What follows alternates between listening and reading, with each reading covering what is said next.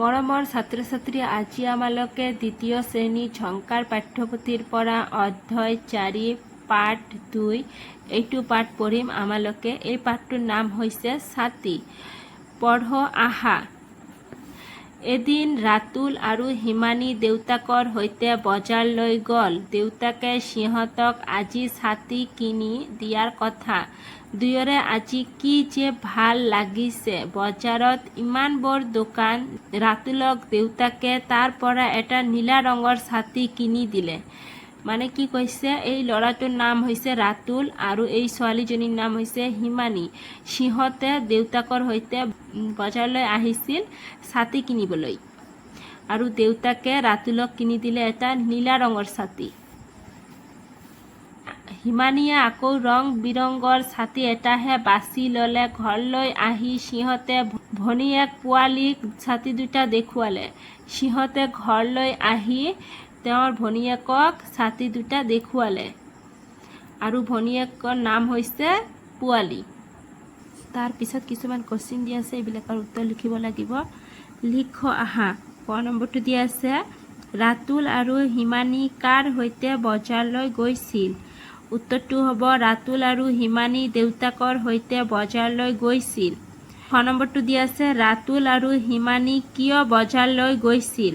উত্তৰটো হ'ব ৰাতুল আৰু হিমানী ছাতি কিনিবলৈ বজাৰলৈ গৈছিল। গ নম্বৰটো দিয়া আছে, ৰাতুলক দেউতাকে কি ৰঙৰ ছাতি কিনি দিলে?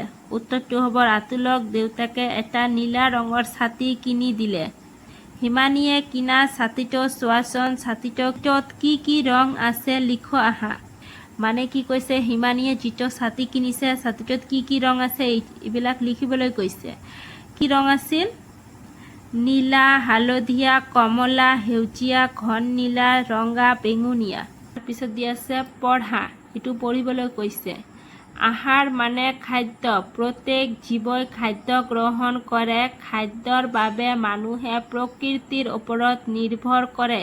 খেতিয়ক নানা শস্যৰ খেতি কৰে। বৃক্ষ মানে গছ। বৃক্ষ ৰোপণ কৰাটো আমাৰ কৰ্তব্য। গুণীজনে নিজৰ কৰ্তব্য নিয়াৰিকৈ পালন কৰে। পিছত কিছুমান কোৱেশ্চন দিয়া আছে, এইবিলাকৰ উত্তৰ লিখিব লাগিব। লিখা।